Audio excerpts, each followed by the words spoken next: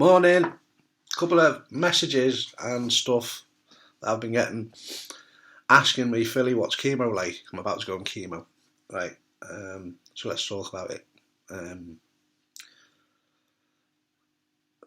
chemo for testicular cancer is mostly BEP, which is Bleomycin, Etoposide and Cisplatin, or EP, which is BEP without the Bleomycin, so it's Etoposide and Cisplatin.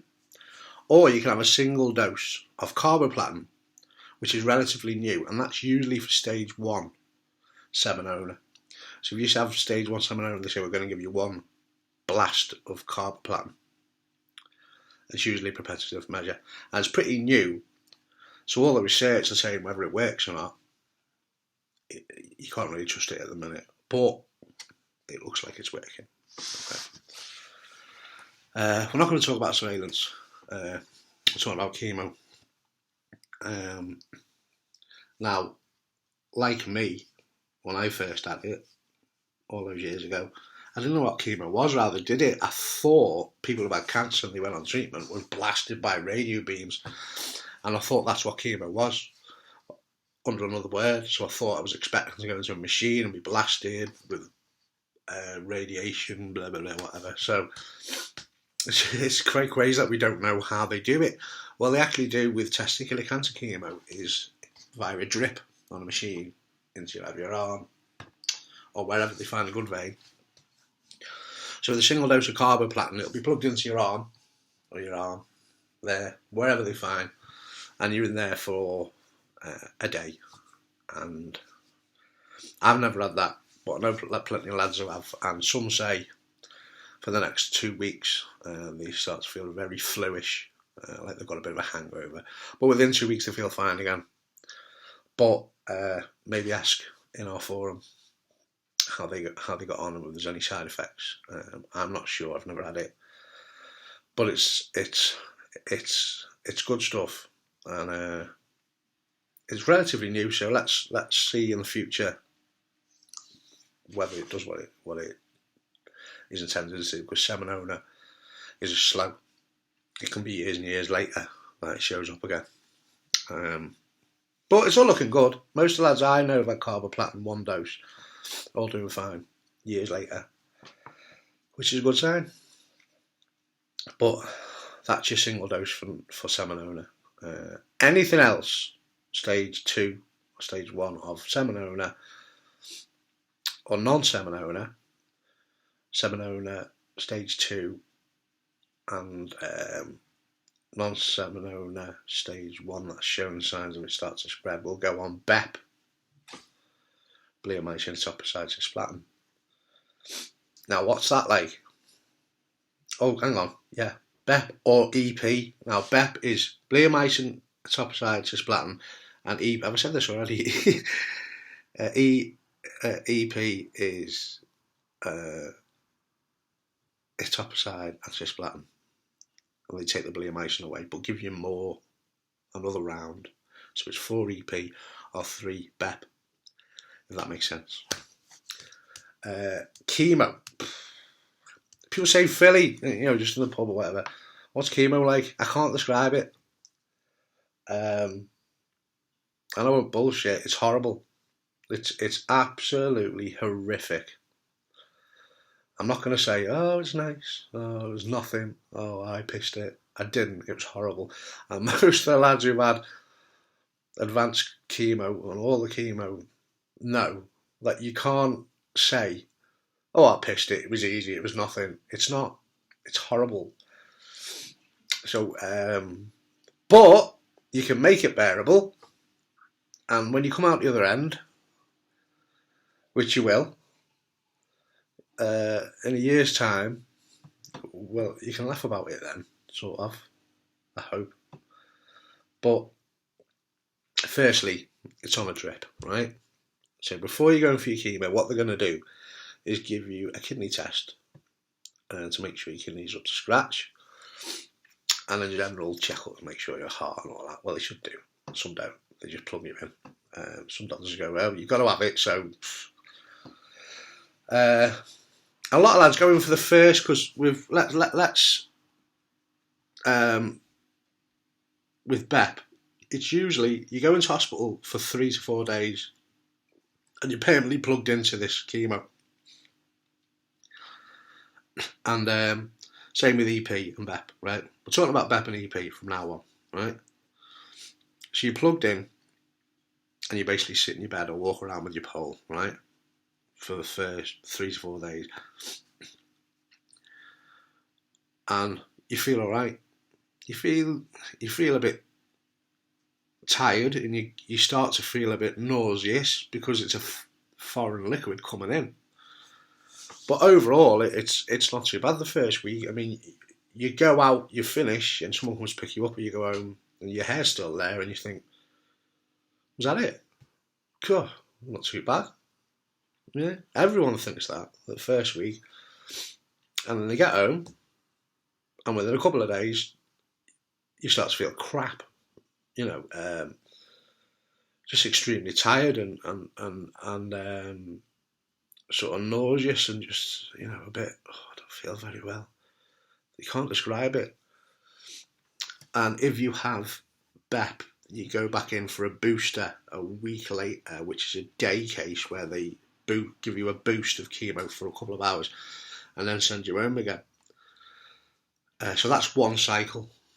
One cycle is a week, and then a week or so break, then a day booster, and then a little bit of recovery time, and then you go back in for round 2. So 1 round, yeah.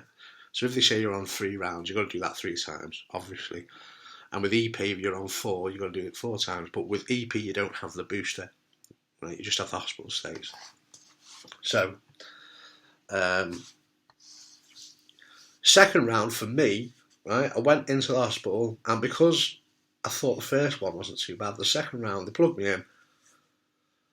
So I went through the week of walking around the hospital, not sleeping very well because I need my own bed, and I need a telly on to fall asleep to. So it wasn't nothing to do with the chemo, it was just, and I left after a week, and the second lot absolutely knocked the crap out of me. Really did. Within a week of the second round, my hair starts to fall out, and it doesn't fall out in bits. You can go psh, and pull a big clump out. I'd already shaved my head, but it started to grow back. But I noticed I got in the shower, and I had sort of like a mod skinhead, and I put shower gel on my hand and went like that on my head, and I sneezed. So I went, and I looked at my hand, and I looked like I had a hairy hand, and I looked up in the mirror, and you could basically see a handprint on my head. So it comes out like really quickly, not just a little bit. And you'll notice, right, you'll be eating your tea or whatever, and you'll see bits of hair coming down. So it comes out very quickly. That's just after round 2. Feelings wise, it's when it hits. It's round 2. You start to get so out of breath. Even a small task like going up the stairs to the loo. I used to go up the stairs to the loo, get to the toilet and be so out of breath, have a wee, and then need to lie down on the toilet floor for 20 minutes till I could get up again and go down. It does help if you're fitter. Obviously, I'm not the fittest person, so a fitter person might not get as tired. Maybe ask some of the fitter lads in the forum. The second round hits, and you feel tired. But the tips for it is to drink plenty of water, because water helps the chemo out of your body. And another big tip for chemo is to try and keep eating, right? Keep your strength up, right? And they say eat healthily, but we'll get onto that later. Yes, eat healthy if you can, but you are going to get constipated, right? So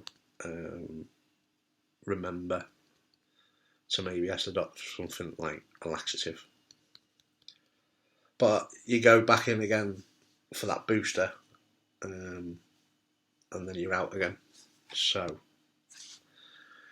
it's the same again. You spend that next week or so waiting to go in for round 3, just very tired and very, very out of breath, and you might start to lose weight. Some lads actually put weight on, but that's mostly with steroids, and some lads lose a lot of weight. When I first had it, we had no steroids.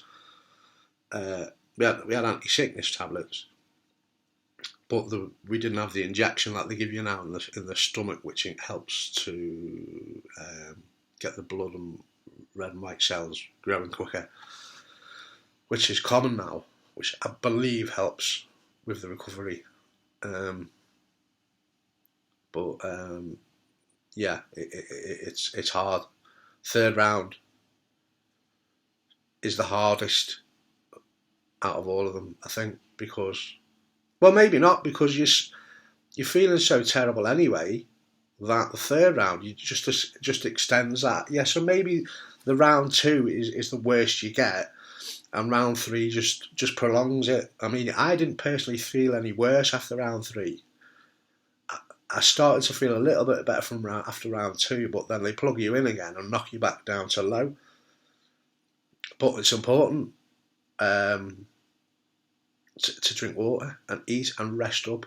The important thing is you will pick up any bug, any sort of cold. If somebody comes, I know people want to come and visit your family and that, and they want to come and see if you're alright and you want to say hello, but say to them on the phone, have you got a bug? Have you got any viruses or colds? Don't come and see me in a couple of weeks or next week, because you will pick it up.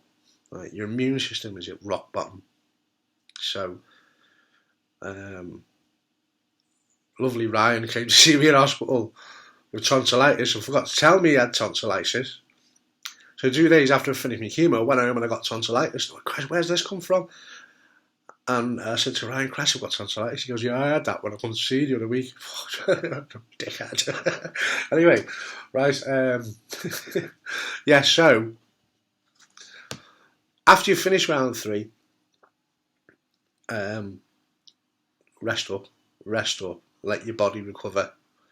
If you're on about 3 rounds, you're finished, right? But it's important that you don't try and prove to everyone you're Superman. A lot of lads go because they've had cancer, they go on a massive health drive. I'm going to go out and run marathons. Yeah, wait a bit, right? Because I say chemo's like a battery, right? Let it charge up slowly. Don't half charge it. Wag it down to 0 again by doing too much, and then that battery's got to recover again and again, and then you zap it down to 0 when what you need is to let it charge nice and slowly, right? You'll know when you feel better. If you want to go for a walk, fine, don't go too far. Like, if you want to go for a drive, don't go too far. I actually got in the car once, started the car up and fell asleep with my foot on the clutch. Somebody come out, knocked on the window, you alright? What? An hour later, with the engine running with my foot on the clutch. And I'm not lying, it's a true story. So let your body recover, drink loads of water, eat what you want. Yeah, what they say is, what I was going to make a point, they say eat healthy, right? But most of the chemo battle is how you feel, right? So if you want to go and get a kebab or a pizza, and you know it'll cheer you up, go and get one, right? Get one. If you're feeling a bit crap and pissed off here, I just fancy a big kebab, go and get it, right? It probably will make you constipated because your stomach takes a kicking from the chemo, but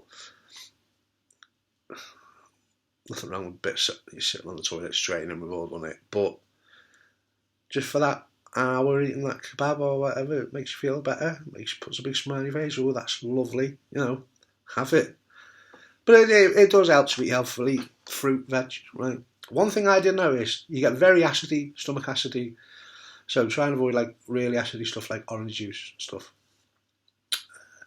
And most lads suffer really bad with the stomach, either constipation or stomach pains or stomach cramps, and I think a lot of it is to do with what you're putting in your stomach.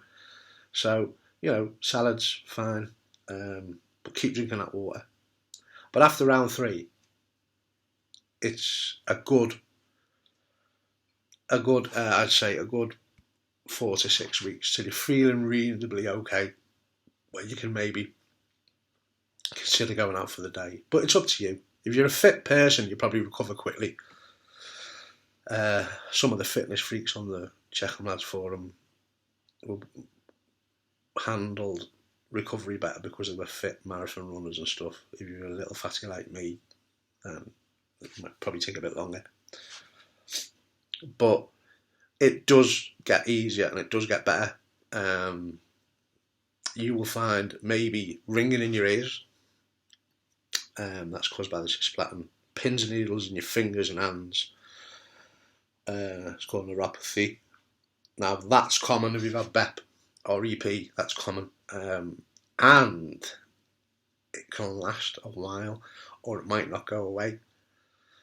It tends to be worse just after you've finished your chemo for the first year. Pins and needles in your hands and fingers. And mine, I can only say off my first experience, it went away slowly, and it was worse than the cold. But it got less so, or maybe I just got used to it, but it gets less so. So, but see your doctor. There are tablets that help, and with the age, you really need to keep an eye. You need to keep an ear to your ear, because I'm near enough deaf now because I've had it twice. Right, my hearing's down to 10% or something. But the first time, you get a lot of ringing in your ears. But I'd say after 6 months, go and get a hearing test, right, and see how it is, because it can affect your hearing. Most lads are fine, but some can get a bit of deafness. Okay. But the overall experience of chemo is horrific, yes, but it will get better. The lads on the forum below who've had a lot of chemo can probably comment how they feel about chemo. But EP basically is the same, but without the bleomycin, but you have 4 rounds, right? And that's usually older lads, because bleomycin is quite tough on older fellas. And when my cancer came back a couple of years ago, I had 4 rounds of EP, which was more than my first one. And to be honest, I found it horrific, but not as hard as the BEP. Maybe psychologically, it's because I knew what was coming. I remember when they told me, I was sat with Professor Clark in the office. You're going on chemo? I said, I'm not. He goes, you're going back on chemo? I said, I'm effing not. And he was sat looking at me. I said, can't you cut it out? He goes, no, you've got to have chemo. I said, you're not giving it to me? I said, I'm not coming back. And I nearly walked out. But then Professor Clark basically says, well, you're going to snuff it, man. And I went, all right, okay. And I was absolutely mortified, not because I had cancer, because that's life, right? So that's to go back on chemo again. But I did it, and that was 4 rounds, and so that was, 2 months worth. And it's not as hard. If you're on EP, it's not as hard as BEP. But yeah, is it because I knew what I was used to? I think it's because the bleomycin is pretty ruthless in BEP, and in EP, because you don't have it, maybe the chemo's a lot easier. But you have 4 rounds rather than 3, so to make up for the fact that you're not using bleomycin. Now I found that EP was exactly the same as BEP, where you just knocked out, tiredness, out of breath. Oh, another thing with chemo, and everybody will say this, your sleep patterns go to crap. Your body doesn't know whether it's day or night. You can sleep in the day and be out cold, and then wake up at 1 in the morning and be wide awake, and you end up watching telly till 4 or 5 in the morning, and as everybody's getting up, you're like tired again. Or you can be awake at all hours. I found myself watching Netflix and videos and stuff at stupid o'clock because I was wide awake. So that's another thing. Your body clock goes non-existent. But yeah, keep drinking loads of water throughout. Chemo's not nice, lads. I won't lie to you and say it's easy. Especially the BEP and the EP, the long rounds. I can't comment on Carboplatin because I've never had it, but I'd show you a photo, but it's not nice. But you'll get through it. Anybody who's looking after you, right, they're obviously going to be a bit worried and see you looking ill and losing weight and going pale. But as long as they keep you fed, as long as they keep you watered, they'll be fine. But that's how you react physically and emotionally to chemo, or how any man does. It's quite hard to be quite active and bouncy, so all of a sudden be bedridden for long periods of time, and you do get a bit paranoid actually if you go to the shop and you've got obviously a woolly hat on and people haven't seen you for weeks or months and they don't even know that you've got cancer and you're on chemo and you walk into a shop and a lot of them go, "Oh, you don't look very well," and you go, "Oh yeah, I've got cancer, I'm on chemo," and they don't know what to say. It's hilarious. They sort of like go, "Oh, right, what you want? Do you want a bussy, mate?" And they don't know what to say. So I remember if mates come round to see you and that, and one of the biggest things is people say to me, "People don't care about me. I'm on chemo and all my mates disappeared," and blah, blah, blah, blah. Well, do you know what it is? A lot of them don't know what to say. They're so used to seeing happy you and jokey you and jovial you that they go into the house or whatever, see you on a bed, they probably think you're going to die, as most of us know with tested cancer you survive, but they probably think, "Christ, this could be the last time I'm going to see Philly, or whatever," and they go in and they go, "Hello," they don't know what to say. Do they say, "How's the treatment?" or "How's your cancer?" No, they're not going to say that, right? They're going to come in and go, "Oh, yeah, fucking Everton lost again, didn't they?" Or somebody got knocked out in boxing. They don't know what to say. And don't get angry about that. They probably walk out going, "Did they say the right thing?" They're not gonna. You don't know what to say, and you wouldn't know what to say. Well, you probably would now. Like, you've had the treatment of cancer, you know exactly what to say to someone. But you probably wouldn't know what to say if your mate had cancer and you went in to visit him in hospital or at home. You'd go and sit there and go, "All right." You stand sitting there bald on the couch, out of breath. "Yeah, I'm all right. Yeah. You're not going, "What the fuck? What do I say now? I can't go and So don't get angry with them. They just don't know what to say, and especially men. Women are better at it. They'll come in and make them. They've got their motherly instinct will kick them, won't it? Maternal, is it? Maternal? Or paternal? I don't know. But lads were useless, right? So don't sit there going, "I wish 4 more people would come to see me." They'll be worried about you and they'll be gutted for you, but they probably don't know how to act. Especially men. We're terrible. Terrible. So, well, that's just my advice on that. But with chemo, lads, to sum it up, it's absolutely horrific. Right? I'm not lying to you. And some people will say, "You shouldn't be saying that, Phil, you'll scare them." I don't lie, it's horrible. Right? I'm not a nice, fancy, politically correct leaflet you get out of a hospital. It's horrible. But you'll get through it. Right?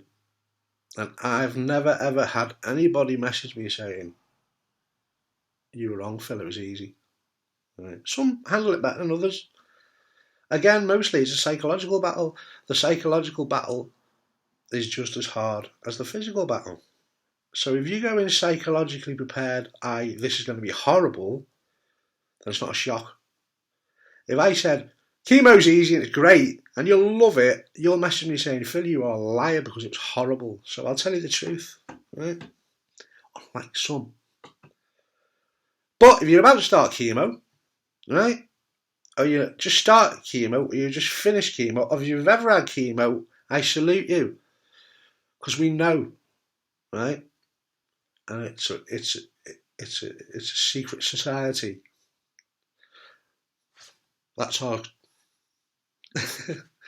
But good luck with it. Drink loads of water, eat if you can, try and stay positive. You're going to feel like crap, you're going to be tired, you're going to lose your hair, you'll probably pick up bugs. If your temperature starts going up, keep an eye on your temperature because you can get infections. especially from the BEP, EP less so, but if you've got the BEP, you're more prone to infections.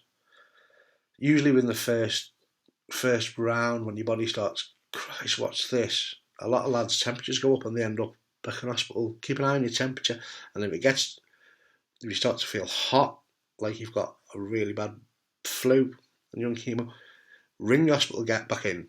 You might have to have a blood transfusion or some sort of antibiotics, but that's normal, right?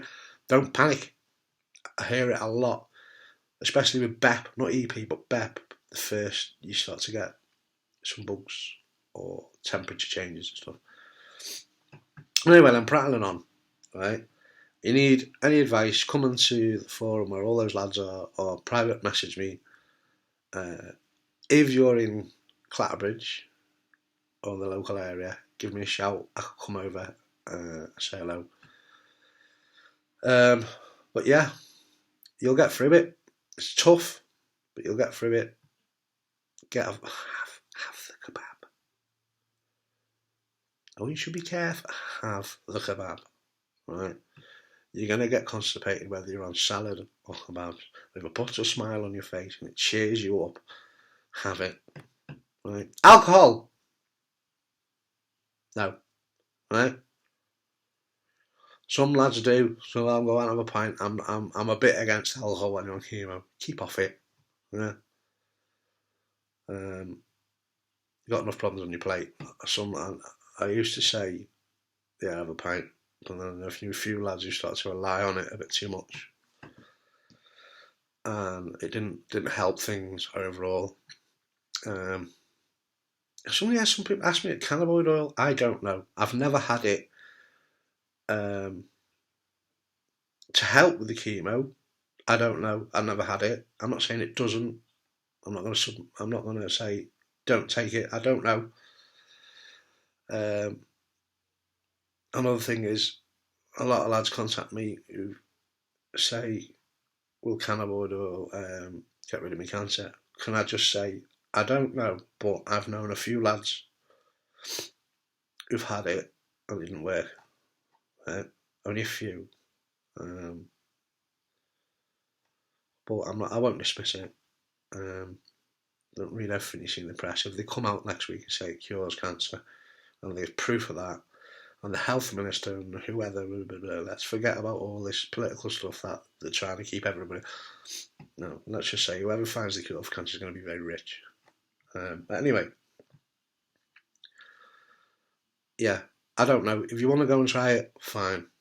You know, you're a big boy, but don't panic yourself into it because thinking it's going to get rid of your cancer, because in 99% of the time the chemo does,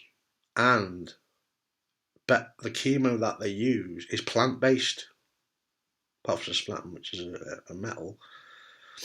The chemo that gets rid of testicular is plant-based, which is why I won't dismiss cannabis oil. Right. A lot of people think bet chemo, don't get me wrong, it's very strong and nasty poisonous stuff, but it comes from plants, or a derivative. They muck around with it a bit, don't get me wrong.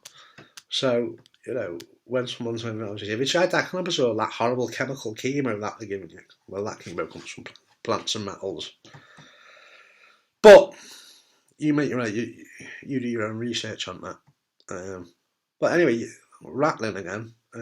Yeah, good luck with it. And if you need a rant, get in touch. But you'll get through it. And your hair comes back thicker, sometimes curlier, like baby hair as well. Remember when your baby was born, it was all soft and you could smell baby hair? That's what your hair comes back, like brand new hair. I started to go bald again not long after.